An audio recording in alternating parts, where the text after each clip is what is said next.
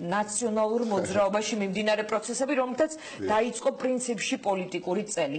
Აი წლის ბოლოს თქვენ როგორ აფასებთ ამ პროცესს? დააზიანა თუ არა თქვენი პოლიტიკური გაყოფამ, გაშლამ, არ ვიცი როგორ ვიცი. ქვეყანაში იმდენი რამ ხდება, იმდენი ნეგატიური მოვლენა ჩამოთვალეთ თქვენ სამწუთიან ასე თქვა სიტყვაში, საუბარი რა მოხდა 2017 წლის იანვრის თვეში ნაციონალური მოძრაობის თავს მესვის ძალიან საინტერესოა, მაგრამ ყველაფერი იცის. ამიტომ თქვენ ზოგადად თავს შევიკავებდი. ძალიან ბევრი რამ პოლიტიკურად ეს სასარგებლო იყო თუ საზიანო. არაერთი გადაცემა. ჩემი ღრმაწმენით, რა თქმა უნდა, ამ გადმოსახედიდან ნაციონალური მოძრაობა არის განახლებული პოლიტიკური გაერთიანება, რომელსაც სჭირდება ძალიან დიდი შრომის გაწევა ამ განახლებული გუნდის ფორმატში და დარწმუნებულად გამარჯვება დარჩება ამ გუნდს. ზოგი ჭირი მარგებელია, ხშირად მithქვავს. დიახ, ზოგი ჭირი მარგებელია პრინციპი ამუშავდა, არ მათქვევიოთ, არ მალაპარაკოთ, იმიტომ რომ 2 და 3 წუთი არ მეყოფა რა მოხდა და როგორ მოხდა. არა, რა თქმა უნდა, არ მალაპარაკებთ. ამიტომ მიმაჩნია რომ ჩვენ უნდა გავიხედოთ წინ ის ადამიანები, ვინც წავიდნენ და ყველაზე სამწუხარო რაც იყო, წაიღეს იმ ადამიანების მანდატები, ვინც ბათხმა მისცა. კი ბატონო, იყვნენ სანამ არიან პარლამენტში, იმედი აქვს და მინდა დავიჯერო, რომ სასიკეთო საქმეს გააკეთებენ ქვეყნისათვის. უბრალოდ ყველაზე მტკივნეული არის აქ ეს კომპონენტი, როდესაც მე თქვენ გაძლევთ ხმას, მე თქვენთვის ვიბრძვი, მე თქვენთვის ვიხარჯები, ვიფერფლები, არ ვიცი, თქვენთვის მიჭერენ, თქვენთვის დამსდევენ, თქვენთვის ვდევნიან და ამ დროს 2 დღეში აღმოჩნდება თქვენ თურმე სხვა ხართ ვიდრე მეგონეთ, აი ეს ყველაზე მტკივნეული. თუმცა ნახოთ პოლიტიკური ცხოვრება თავარი არის წინ, მაგრამ ეს არ არის მთავარი. ნაციონალური მოძრაობა განახლებული გაერთიანება ვართ, ანუ რეალურად როგორ მოხდა ახალი სახეებით, ძველი სათაურით დარჩით თქვენ და ახალი სათაურით და ძველი სახეებით. ძალიან ბევრი ახალი გამოცდილი ამავე დროს ენერგიით სავსე, მოტივაციით აღსავსე პოლიტიკოსი შემოუერთდა ჩვენ გუნდს და თვიდან თვემდე განახლების პროცესი გრძელდება. დიახ, ძალიან ბევრი ახალგაზრდა შემოუერთდა ამ პოლიტიკური გაერთიანებას და რა თქმა უნდა განმზომოდებას აქვს ადგილი, კარგად დაბალანსებული გუნდი არის ნაციონალური მოძრაობა, რომელსაც სჭირდება დობის ამაღლება, ხარდაჭერის გაზრდა და რა არის ამისათვის საჭირო? ამისათვის არის მართლაც ყოველდღიური მუხჩაუხრელი შრომა თითოეულ მოქალაქეს და მისვა და იმის დარწმუნება მასთან საუბარში თუ რატომ უნდა გააკეთოს არჩევანი და შეაჩეროს არჩევანი ნაციონალურ მოძრაობაზე. ეს უკვე ჩვენზეა დამოკიდებული, ბუნებრივია. პოლიტიკოსი მაშინ ახარ შენ წარმატებული პოლიტიკაში ამ სფეროში, როდესაც არწმუნება ამ მომრჩეველს, მიუხედავად იმ მეთოდებისა გამოყენებული საარჩევნო პერიოდში, რასაც იყენებს ხელისუფლება, თუ რატომ უნდა დაგიჭიროს მხარი შენ. მე მიმაჩნია რომ ჩვენ გვაქვს არა მხოლოდ ამბიცია საამზოდ, არამედ შესაბამისი ამუნიციაც, ცოდნა, განათლება, შესაბამისი კვალიფიკაცია და თუ კი რამე დიახაც სხვადასხვა განვითარებულ სახელმწიფოებში ითვლება პლუსად, ჩვენ ქვეყანაში ჯერჯერობით ეს რატომღაც მინუსად ითვლება და რას გულისხმობ. ნაციონალური მოძრაობა არის ხელისუფლებაში ნამყოფი პოლიტიკური გაერთიანება, შესაბამისად ძალიან გამოცდილი, რომელმაც იცის, ანუ ვიცით ეხლა უკვე რა როგორ უნდა ვაკეთოთ და რა როგორ არ უნდა ვაკეთოთ და რა არ უნდა ვაკეთოთ და რა უნდა ვაკეთოთ. დიახაც ეს არის პოლიტიკურ კაპიტალში მისათვლელი. გამოცდილება ძალიან ფასური პოლიტიკაში. რამდენად განსაზღვრავს თქვენ პოლიტიკურ ცხოვრებას, გეგმებს, სამომავლო გეგმებს, პროცესები უკრაინაში და იმ კაცის ბედი, რომელიც დაკავშირებულია თქვენ პარტიასთან, ეს არის მიხეილ სააკაშვილი, რომელზეც პრემიერმა გითხრა სხვათა შორის, ძალიან ემსგავსებითო თქვენს ლიდერსო. პრემიერმა იმდენი რამე თქვა, რომ ამაზეც ერთი გადაცემა არ გვეყოფა, მაგრამ მიხეილ სააკაშვილის პოლიტიკური ბედი ასახვას არ პოვებს მხოლოდ ნაციონალურ მოძრაობას. ეს ძალიან ხაზგასასმელია ჩემს ღრმაწმენით, ვინაიდან ის ადამიანი არის იმ ბრძოლაში, რომლის წარმატება არ აისახება მხოლოდ ნაციონალურ მოძრაობას. ან წარუმატებლობა, ან მისი დევნა პოლიტიკური არ აისახება ყოფითად მხოლოდ პოლიტიკურ გაერთიანებას საქართველოში. ვინაიდან ის არის მედროშე იმ ბრძოლისა, რომელსაც ქვია ოლიგარქიასთან დაპირისპირება. დიახაც იგი გზნობს უდიდეს ხარდაჭერას საზოგადოებისას უკრაინაში, რომელიც ევროპის ყველაზე დიდი სახელმწიფო არის, მაგრამ სამწუხაროდ ყველაზე კორუმპირებული არის ევროპაში. შესაბამისად, ოლიგარქიული წესრიგი არის უკრაინაში და ოლიგარქიული აი ამ ხარდაჭერას გზნობს საქართველოში და რაში გამოიხატება ეს ციფრებში არ გამოიხატება. ეს ციფრებში ძალიან მალე გამოიხატება, ვინაიდან ის რაც დღეს საქართველოში ხდება, როდესაც და გადავიდეთ, მოდით თავარ საკითხებზე თუ შეიძლება თქვენ დავართვით. 2017 წელი თუ კი რაიმეთი იყო გამორჩეული და რაიმეთი არის გამორჩეული და მაღალი ალბათობით სამწუხაროდ ამ ხელისუფლების პირობებში 2018 წელი კიდევ უფრო უარესი შეიძლება გახდეს არის რა ტოტალურ გაღარიბებას და გაღატაკებასთან გვაქვს საქმე. მოსახლეობა მნიშვნელოვნად გაღარიბდა. თავი დავანებოთ, ჩათვალეთ, მე ვარ თქვენი კოლეგა და არ ვარ საუბრობ ეხლა სამზარეულოში, არა. და ავხსნი არ მივიღებთ იმ პასუხს, რომ არ იყო ღარიბი ადამიანი ან შეჭრებული და როგორ არ იყო, რა თქმა უნდა, არ იყო, როგორ არ იყო, რა თქმა უნდა, მაგრამ ყველაფერი შედარებით ვითარდებოდა, პროგრესისკენ იდიოდა, სხვადასხვა პროგრესისკენ იდიოდა სხვადასხვა ნაბიჯები. ქვეყანაში სადაც პროგრესისკენ ახლა ჩამოვთვით თქვენს დებორთ. ქვეყანაში სადაც ლარი ისტორიულ ნიშნულობამდე გააუფასურა ხელისუფლებამ და არ გააუფასურა, თავისით არაფერი არ ხდება, გააუფასურა ხელისუფლებამ თავის უნარობით. ქვეყანაში სადაც საწვავის ფასი ისტორიულ ნიშნულობამდე გაძვირდა, ქვეყანაში სადაც ყველა კომუნალური გადასახადი გაძვირდა, გაძვირდა ბუნებრივი ვარჯიშის გადასახადი, გაძვირდა ტარიფი წყალზე, გაძვირდა ტარიფი ელექტროენერგიაზე, შეჩერებული პროექტები ქვეყანაში უფრო მეტია ვიდრე მიმდინარე და დაკონსერვებულიც უფრო მეტია ვიდრე მიმდინარე. ქვეყანაში სადაც სოციალურ დაუცველებს და პენსიონერებს ქალბატონო დიანა წინსწრებათა პენსიები გამოტანილი მიდიან და 5-6 თვით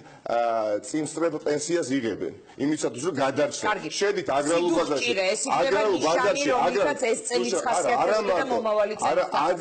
აგრარულ ბაზარში შევიდეთ და ხშირ შემთხვევაში ვნახავთ რომ გამყიდველი უფრო მეტია ვიდრე მყიდველი. და ამ დროს რას ვადენებთ თვალყურს? ჩვენ ვიცით ერთი მხრივ რომ 40-50%-ით გაძვირდა ცხოვრება, გაუსაძრესი მდგომარეობა გაქცევაზე უჭირავს თვალე მოსახლეობის დიდ ნაწილს განსაკუთრებით ახალგაზრდობას და მათ შობლებს რომ შვილები ვისაც დატოვებენ საქართველოში არჩინონ და მეორე მხრივ პენსია გაიზარდა მილიარდერის ივანიშვილის ხელისუფლების პირობებში თუნდაც ერთი ლარი, ან 50%-ით ცხოვრება გაძვირდა, შემოსავალი ხელფასის სახით და პენსიის სახით დარჩა საზოგადოებას იგივე, ანუ განკარგვად შემოსავალი გაუნახებდა მაშინ როდის ცხოვრება გაძვირდა.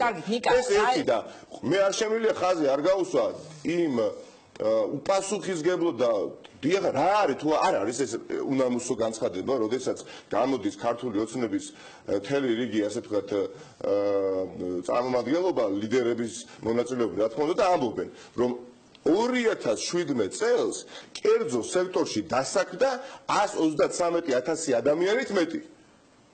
პარლამენტში მე უსმედი ბატონი არჩი ქალბატონზე სუდი თუ კერძო სექტორი წარმოგიდგენია ქალბატონო დიანა 133,000 ადამიანი ნეტად დაესაქმებიათ. ეხლა ეს ინდოეთი ხო არ არის და ჩინეთი მილიარდზე მეტი მოსახლე როდესაც ცხოვრობს ქვეყანაში და დასაქმდეს შეიძლება იქ 133,000 ადამიანი და არ აისახოს. თქვენ გარშემო ადამიანებს არ გაუჭირდათ.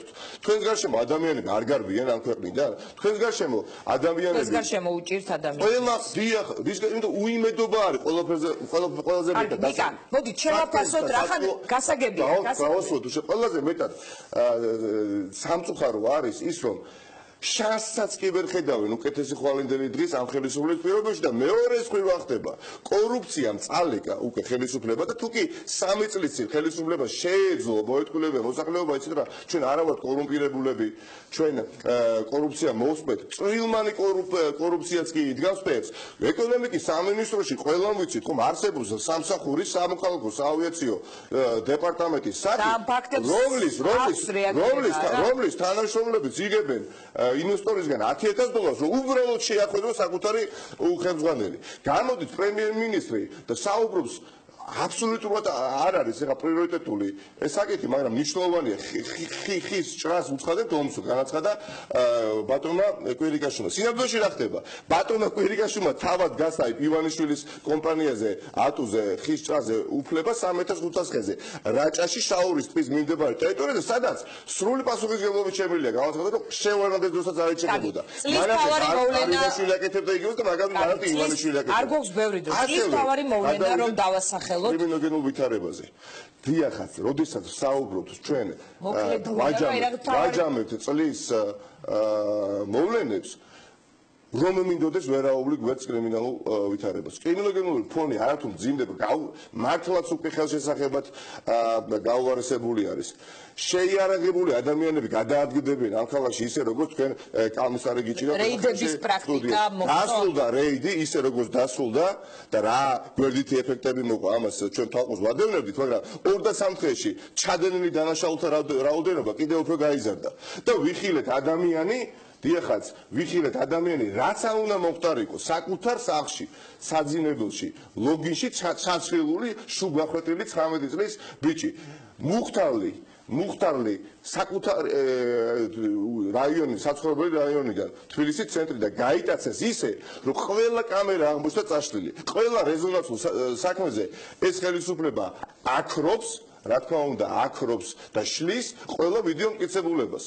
და კვირიკაშვილს რატომ გონიათ გამაგებიეთ ვინმე რატო გონიათ რომ გავა წლები თუნდაც 5-10 წელიწადი ან 2 წელიწადი რა თქმა უნდა სულ რომ აკადემიურ ცხოვრებას მიყოს ხელი მართლა მიეჩნია რომ არავინ არ მოსთხოვს პასუხს ამის ღებრიშვილი რო წავიდა და ჩაფარცხა მუხტარის გატაცების საკითხი მას მიაჩნია რომ ამ საკითხს მომდევნო ხელისუფლება კიდევ რამდენიმე სტუმარი უნდა გყავდეს ამიტომ ბოლოს მინდა ასეთი კითხვა დაგისვა თქვენ თავად თუ თვლით რომ თქვენ პირადად პოლიტიკურად მაგალითად წარმატებული წელი ქონდათ მით უმეტეს თუ გავითვალისწინებთ აი როცა მოდიოდით კიბეზე ამოდიოდით მე ჩხუბის თავი მოვიდა თქო ანუ ასე მოგმართეთ ანუ თუ ფიქრობთ რომ ეს თქვენი პლუსი იყო ან მინუსი იყო რომ პრემიერი გამოიწვიეთ იმ დონეზე რომ მას პოლიტიკური გადაცდომა დააშვებინეთ თავისი აი იმ საქციელით რომელიც ყველა შეაფასა მაქსიმალურად თავი შევიკავე იმიტომ ძალიან რთულია, როდესაც ადამიანი ქვეყნის მმართველი თვალებში გიყურებს და შავზე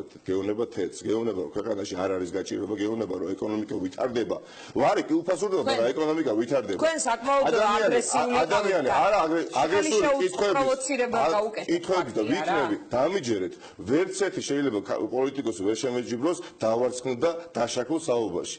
იცით როგორი ურთიერთობის დამყარება შემიძლია ქართული ოცნების წარმომადგენლობასთან შეიძლება დაბადების დღე გადაიქადონ ისე რომ არ დაპატიჟო. მაგრამ როდესაც ვხედავ ქვეყანაში ხდება ის რაც ხდება ეს ადამიანები არიან პასუხისმგებლნი რომ პენსიონერს ლარით მაინც პენსია გაუზარდონ სოციალურ დაუცველს და გაუზარდონ შემწეობა დევნილს გაუზარდონ შემწეობა პოლიციას არ გაუზარდეს არც ერთი ლარით ხელფასი მე არ ვიქნები კმაყოფილი არც ერთი დღე და არც ერთი წუთი სანამ ეს ხელისუფლება იქნება მართვის სადავეებში როგორ შეიძლება თქვენი თავით იმ დღით კმაყოფილი არ არის სასიამოვნო როცა მაღალტონალობაში ნებისმიერ ფორმაში მიმდინარეობს საუბარი, მაგრამ არ მოხდება მსგავსი შემთხვევები, თუ კი მთავრობა პარლამენტში ივლის რეგულარულად და არა შემოისეინებს წელიწადში ერთხელ.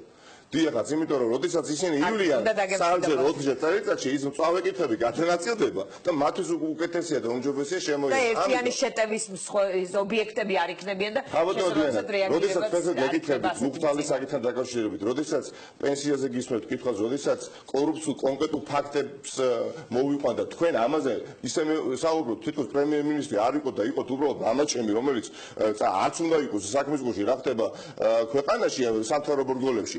ბუნებრივია გამოიწვევს რეაქციას და ეს ვიგულისხმე და ხვალაც იგივეს გაუმეორებ. დიახაც არის ერთი მხრივ უნარობა, როდესაც შენ გინდა რომ გაიზარდოს პენსია, მოხდეს კარგი პროცესების გამართება, საპირისპირო ხდება, როგორც მინიმუმ ეს არის უნარობა. იმიტომ რომ გინდა, მაგრამ გამოგდეს სხვანაირად. და მეორე მხრივ არ არის უნამუსობა, არ არის უნამუსო ის ნებისმიერი მმართველობა, როდესაც მოდის ხელისუფლებაში და პირდება ყველა ტარიფის განახევრებას და ყველა კომუნალური გადასახადის შემცირებას და სრულიად საპირისპირო ხდება.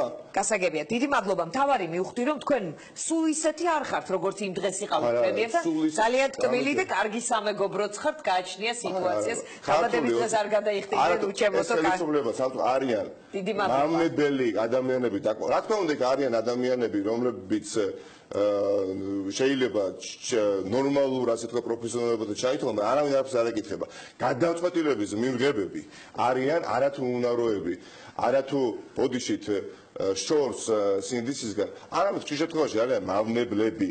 აი ხა ასამართლო დავასრულე. ნურუსიძეს სასამართლო სისტემა. და ჩინჩალაძე სასამართლო სისტემა. რომელზეც ააგეს პოლიტიკური